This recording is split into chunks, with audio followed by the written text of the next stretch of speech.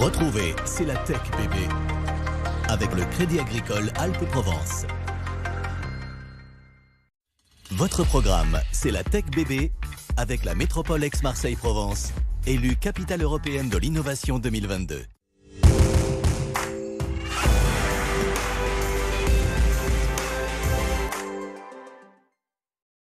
Bonjour à tous et bienvenue dans C'est la Tech bébé. On se met au service de la santé des patients. Aujourd'hui, la tech est au cœur du parcours de soins. Désormais, Mathieu Sommeck, le vice-président de la French Tech, nous dira comment. On découvrira aussi dans cette émission TechMoled. La start-up surveille les signaux vitaux grâce à des bandeaux médicaux bourrés d'IA et de technologie. Et puis, OncoElectronics innove contre le cancer du cerveau, basé à Gardanne. Elle a imaginé un système qui crée des courants et des champs électriques pour éliminer les cellules du glioblastome. Désormais, je vous le disais, la tech fait partie du parcours de soins des patients. Il n'y a qu'à voir comment on prend tout simplement un rendez-vous chez son médecin ou son spécialiste avec son smartphone. 6 Français sur 10, figurez-vous, se servent désormais des dispositifs numériques pour gérer leur santé. Ce qui pousse évidemment, Mathieu, les innovations à se développer pour une médecine de plus en plus tech. De plus en plus personnalisé. On parle beaucoup d'intelligence artificielle. Forcément, ça impacte. On parle de technologies qu'on utilise pour préparer la relation client-patient avant et pendant la consultation. Donc forcément, ça impacte à tous les niveaux. On estimait en 2023 que plus de 20% des patients atteints de cancer ont bénéficié de recommandations thérapeutiques optimisées grâce à l'IA, par exemple. Forcément, ça pose un certain nombre de défis aussi, j'imagine. Alors, il y a beaucoup de bénéfices dont on peut en attendre. Et effectivement, se posent des problématiques qui sont liées au fait qu'on touche à un secteur très sensible. Et donc, il faut gérer l'interopérabilité, sensibilité des données. On doit articuler, comme chaque fois, la technologie avec l'environnement. Et c'est encore plus sensible dans un sujet comme celui-ci. On doit former de manière continue les personnels, les médecins, etc. Et puis, bien sûr, il y a des questions éthiques qui se posent et qui font que c'est un secteur où il y a beaucoup de défis. Et pour relever tous ces défis, on a pas mal de structures qui accompagnent sur le territoire les startups. Alors, on ne peut pas ne pas citer Eurobiomed, qui est le principal pôle de compétitivité en santé de la région sud. On peut citer Cage Business School, qui dispose d'un master spécialisé en marketing et développement de solutions innovantes pour les industries et technologies de la santé. On a 2 pôles d'innovation santé, le cluster Marseille Immunopole et le Technopole de Grand Lumini. Et enfin, on va citer en 2023 le groupe CMA-CGM et la faculté des sciences médicales et paramédicales d'Aix-Marseille qui ont créé la première chaire universitaire dédiée à la santé du territoire. Alors j'imagine qu'avec toutes ces structures d'accompagnement, on a aussi une longue liste de startups innovantes. Je pense par exemple à Ambo Biomédical. Alors, c'est une medtech qui est basée à Aix-en-Provence et qui a conçu le premier dispositif d'embolisation 100% naturel à base d'agar-agar. Ils sont nés de la rencontre entre un professeur, Vincent Videl, et un chef étoilé, Thierry Marx. Et puis, on a aussi Hémipore. Oui, là, c'est une biotech qui conçoit et développe des peptides thérapeutiques dans le but de mettre au point des traitements pour les pathologies neurodégénératives, Alzheimer, Parkinson. Et parmi les pépites qui viennent d'être récompensées cette année au Trophée de l'innovation en santé par le Crédit Agricole Alpes-Provence, il y a OncoElectronics. Le nom donne une petite idée de ce qui a été mis au point, un traitement qui utilise les procédés électriques au service de la lutte contre le cancer du cerveau. Objectif, faire disparaître les cellules cancéreuses. Marine Bossy. Utiliser la bioélectronique pour traiter le cancer, c'est ce qu'étudie OncoElectronics. L'entreprise élabore un traitement contre le glioblastome, le cancer cérébral le plus fréquent chez l'adulte.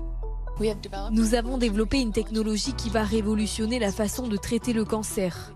Nous implantons des électrodes flexibles dans les tumeurs et utilisons l'électricité pour contrôler et tuer le cancer. Avec cette innovation, nous voulons prolonger la vie de milliers de personnes et améliorer leur qualité de vie. Depuis 12 ans, 6 à 8 chercheurs travaillent et testent ces fines électrodes composées de matériaux électroniques organiques au sein de l'école des mines à Gardanne. On a déjà testé les effets de champs électriques sur les cellules cancéreuses en vitro. Après, on a passé pour les modèles 3D dans des organoïdes de glioblastomes des humains. Dans les dernières 4 ans, on a travaillé dans des modèles souris. Les souris peuvent répondre avec une vraie réponse immunitaire contre les cancers. Avec ce nouveau type de technologie contre le cancer, OncoElectronics réalise une première mondiale. Et parmi les lauréats et parmi les progrès aussi, on peut compter désormais sur Techmoled et son innovation. Bonjour Mohamed Khalifa. Bonjour, je vous remercie pour l'invitation. Merci, on est ravis de vous recevoir sur le plateau de C'est la Tech. Vous avez mis au point des bandeaux connectés, on va rentrer dans le détail, qui permettent de surveiller les constantes vitales. Et alors tout démarre, et j'aimerais qu'on y revienne, avec la naissance dans votre propre famille d'un bébé prématuré. Effectivement, en 2017, j'ai eu la bonne nouvelle de la naissance de mon neveu, né prématuré à 28 semaines de grossesse. Et donc j'ai découvert qu'un bébé prématuré ne peut pas sortir de la couveuse pendant 2 semaines. Il était câblé et sa maman, elle n'a pas accès. Donc effectivement, moi je suis expert de la lumière. Je travaille pendant 20 ans dans l'éclairage avec mon associé actuel qui est M. Stephen Schmitz, qui est ingénieur en électronique. On a pensé à trouver une solution pour les bébés prématurés et à créer un bandeau connecté pour pouvoir sortir le bébé prématuré de la couveuse et avoir accès à sa maman. Qu'est-ce que vous avez mis à l'intérieur et comment vous l'avez travaillé pour qu'il ne soit plus relié en fait, il dialogue directement avec une boîte en Wi-Fi? En fait, nous, on a créé un capteur qui est connecté par Bluetooth à une application sur une tablette ou sur un téléphone portable.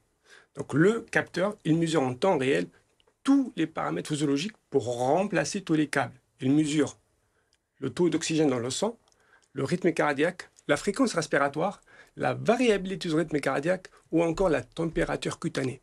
Le tout dans un capteur qui pèse 10 grammes.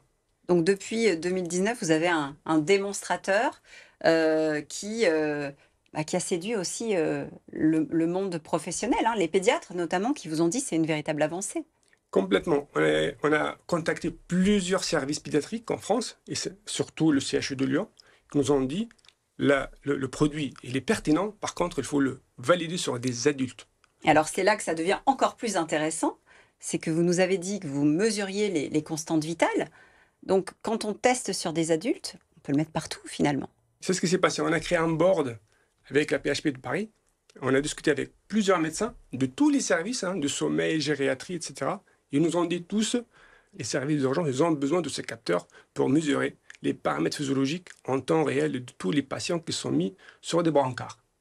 Et non, on a intégré donc une intelligence artificielle avec le capteur. Effectivement, c'est ce capteur qui se met sur le front du patient, qui détecte de manière précoce la dégradation de chaque patient.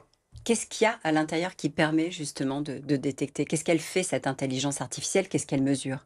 Nous, on mesure avec des capteurs optiques et avec des capteurs thermiques tous les paramètres physiologiques. Et après, avec l'intelligence artificielle, on combine tous les paramètres pour mettre un score.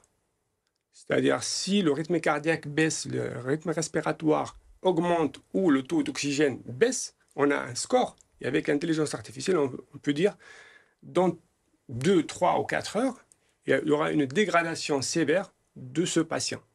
On sait que pour mettre dans le domaine de la santé un nouveau dispositif en place, il y a un certain nombre d'étapes réglementaires à suivre. Où est-ce que ça en est, le développement et la mise, pas sur le marché, mais au service des médecins de cette solution technologique? Le produit intéresse beaucoup, même énormément, l'hôpital militaire Saint-Anne-à-Toulon. Ils cherchent des solutions pour les soldats blessés en cas d'attentat ou de guerre. Nous sommes aujourd'hui sur un projet d'essai clinique qui a démarré. On devrait avoir les essais cliniques fin d'année sur une centaine de patients. Vous êtes aussi en pleine levée de fonds. Effectivement, aujourd'hui, une certification médicale et une mise sur le marché, ça coûte trop cher. Aujourd'hui, notre besoin pour une levée de fonds est autour de 1 million d'euros.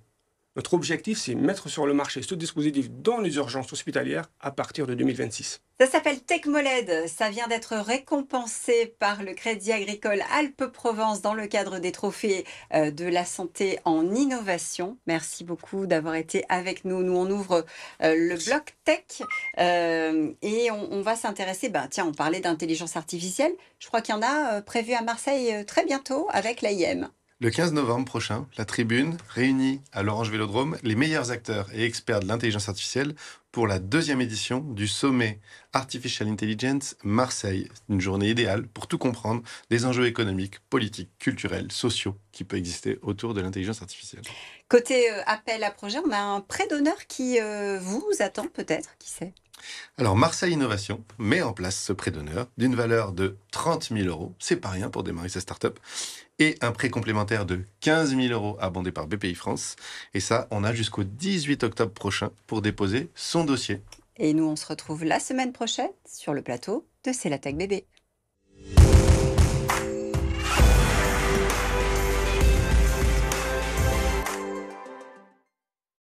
C'était votre programme, c'est la Tech Bébé, avec la métropole Aix-Marseille-Provence, le territoire de la diversité innovante. C'était C'est la Tech Bébé, avec le Crédit Agricole Alpes-Provence.